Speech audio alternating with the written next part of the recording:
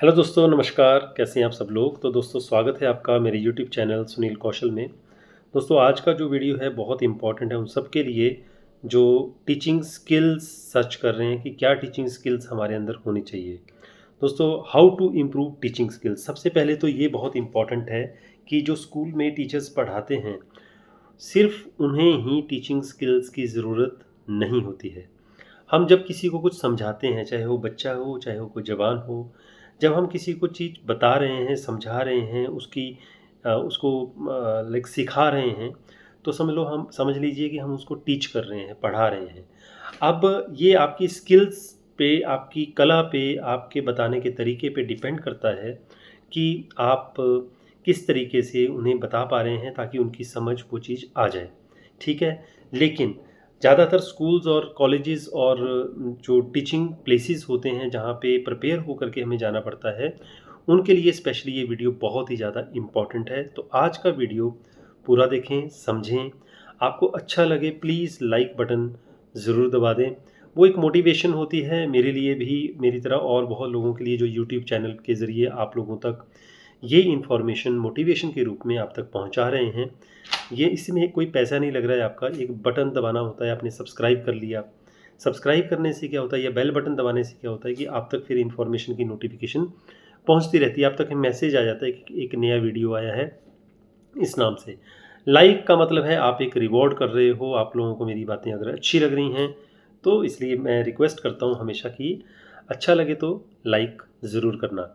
अब बात करने वाला हूँ मैं कि how to improve teaching skills.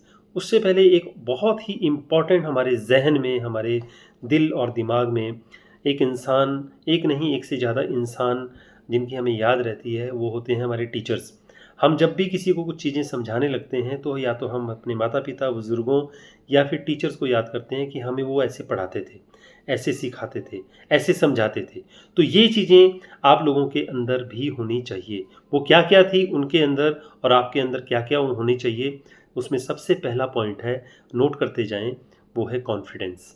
आपके अंदर एक अपने अंदर से ना डर निकाल दीजिए, ठीक है? हम बचपन में सुनते होते थे, जब भी हम कहीं कोई बात करते थे बिल्कुल झिझकाते थे। अब जब मैं टीचिंग में आया तब भी मेरे अंदर वो चीज़ें थी जब मैं टीचर था। वो थी, जिसने की शर्म उसके फूटे कर्म। तो शर्म नहीं करनी चाहिए किसी चीज़ की। जब भी हम कोई काम कर रहे हैं, काम कभी भी छोटा या बड़ा नहीं होता। कोई भी हम काम पहली बार कर रहे हैं तो उसमें डरना नहीं चाहिए, बल्कि कॉन्फिडेंस अपने अंदर रखना चाहिए। तो पहला जो पॉइंट है वो नोट कर लीजिए, कॉन्फिडेंस। आपके अंदर कॉन्फिडेंस होना बहुत ज़रूरी है। अब बहुत सारे लोग बोलते हैं सर मेरा कॉन्फिडेंस लो रहता है, या मैं घबरा जाता हूँ, या मैं बात नहीं कर पाता हूँ। दोस्तों, अपने मन से बात करनी। राइट, दाएँ बाएँ लोग क्या कह रहे हैं उसको छोड़ दो। आपका मन क्या कहता है उसकी सुनो। आप तैयारी करके जाओ और बिंदास बात कीजिए किसी के साथ। कॉन्फिडेंस रखना है, पहला पॉइंट। जब भी क्लासरूम में जाएँ, कॉन्फिडेंस के साथ जाएँ, कॉन्फिडेंस से बात करें। लगे ही नहीं कि आप पहली बार अंदर जा रहे हो, पहली बार किसी से बात कर रहे हो। ठीक है? दूसरा पॉइंट, नॉलेज। जब भी आप किसी को कुछ बता रहे हो, देखो आम तौर पर हम किसी को समझाते हैं तो हमें कुछ ना कुछ कोई बात की नॉलेज है तभी समझाते हैं। लेकिन जब हम टीचिंग करने जा रहे हैं, क्योंकि टीचिंग स्किल की ज़्यादा बात हो रही है, तो जब हम टीचिंग करने जा रहे हैं तो हमें उस टॉपिक की नॉलेज होना बहुत ज़रूरी है। मान लो मैं मैथ्स पढ़ा रहा हूँ तो मुझे जो चैप्टर मैं पढ़ा रहा हूँ उसकी बिल्कुल बारीकियाँ जड़ तक आप स्टडी करो, बेसिक की तैयारी करो। बेसिक के बाद आप उसके जो मेन क्वेश्चंस होते हैं उसकी तैयारी करो। बोलने का मतलब ये है, जो भी चीज़ बताने जा रहे हो उसकी नॉलेज होना बहुत ज़रूरी है।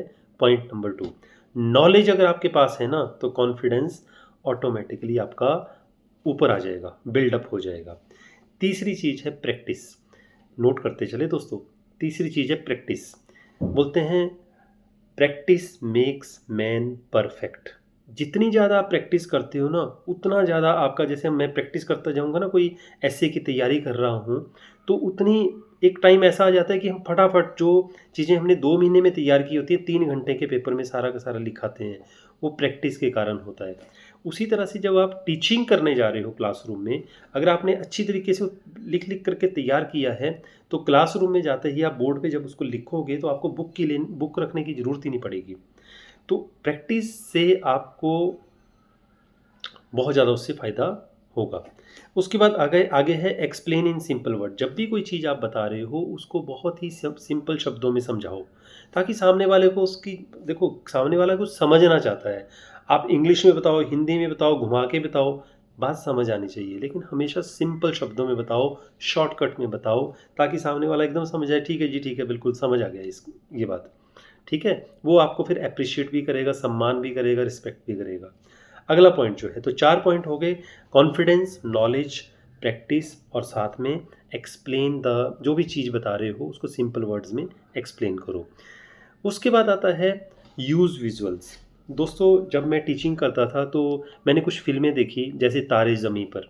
तारे ज़मीं के विज़ुअल को उठाओ, बताओ कि भई बच्चा जो है वो वीक नहीं था, उसको समझाने वाले का तरीके नहीं मिल पा रहे थे, पेरेंट्स उतने अच्छे तरीके से बता नहीं पा रहे थे, और टीचर ने उसको अच्छे तरीके से उसको विज़ुअल के ज़रिए सिखा दिया। तो ये आप लोगों को तरीके यूज़ करने चाहिए। अगला जो पॉइंट है, स्टोरी टेलिंग।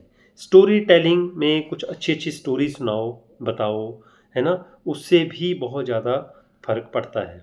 नेक्स्ट पॉइंट है कनेक्ट विद रियल लाइफ़। आपकी ज़िंदगी में जब बचपन में थे, आपके टीचर आपको कैसे पढ़ाते थे, आपने क्या गलतियाँ की थी, उन सबको भी अपने साथ जोड़ो, तो रियल लाइफ़ के भी कुछ पॉइंट साथ में ज़रूर बताया करो।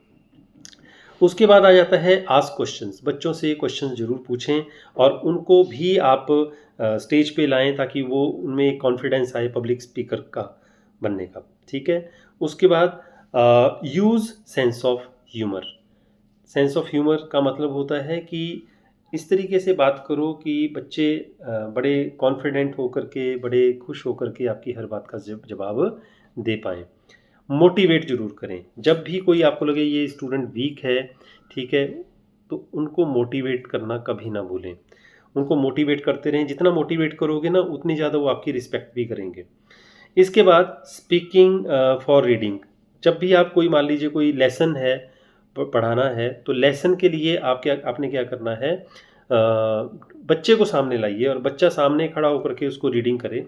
रीडिंग करेगा तो उसका कॉन्फिडेंस भी बढ़ेगा और आपकी एनर्जी भी प्रिजर्व रहेगी। और लास्ट में जो सबसे इम्पोर्टेंट पॉइंट है वो है नोट्स ज़रूर बनवाया करो, ठीक है। तो ये सारे के सारे पॉइंट्स जो हैं आपकी जो टीचिंग स्किल्स है उसको इम्प्रूव करने में हेल्प करेंगे। और दोस्तों ऐसे आप कमेंट बॉक्स में ज़रूर बताया करो कि आपको किस किस तरह की और वीडियो की ज़रूरत है, इन्फॉर्मेशन की ज़रूरत है, ताकि मैं आप लोगों की हेल्प कर सकूं। इसी के साथ आज का वीडियो यहीं समाप्त करता हूं। अगर आप लोगों को आज का वीडियो अच्छा लगा, प्लीज़ लाइक ज़रूर करें, चैनल को सब्सक्राइब ज़रूर करें और ज़्यादा से ज़्यादा शेयर ज़रूर करें। Thank you very much. मिलते हैं अगले वीडियो में कुछ नई जानकारियों के साथ।